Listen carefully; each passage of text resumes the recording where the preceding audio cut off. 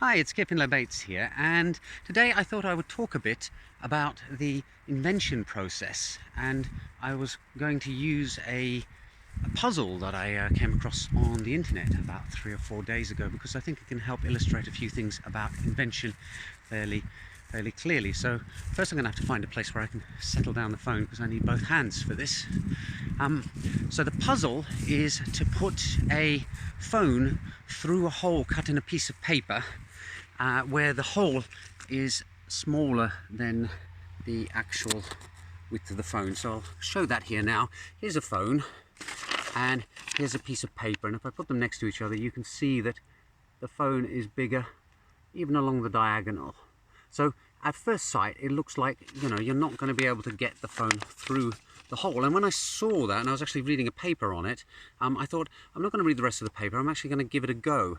And I got my bit of paper and I got my phone and I thought, well, let's just try pulling it through, and miracle of miracles, it does go through. And then once you've seen that, then you can start thinking, how does that actually work? Because I question a bunch of people in my household about, do you think the phone will go through this or not? And they all answered, no, it won't, except for the one person who does a lot of tailoring and sewing. So the thing there is, you have a square and you've got this diagonal that you can put things through, and the phone is too big.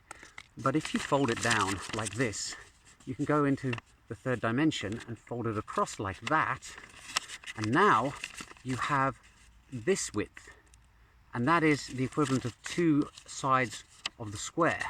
So as long as the sum of two sides of the square of this hole is bigger than the short side of the phone, you'll get it through, and that is indeed the case with this, and so it goes through. So how does this relate to invention?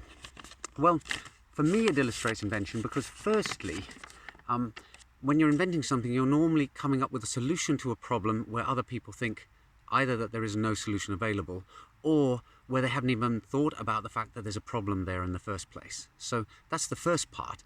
And the second one is approaching the problem without knowing the solution, but just having a go. And that's what I found with this. Without even reading up how you actually do it, it's like, you can't get a phone through here, let's just try do it anyway.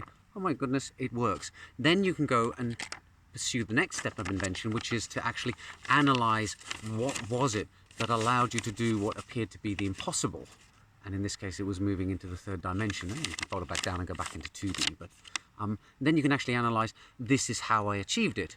And then of course the final step in invention would be to then document what you did, and then either publish it as a research paper or file a patent for it or something like that. And I think this carries over into all sorts of areas of invention. It's that sort of three-step process.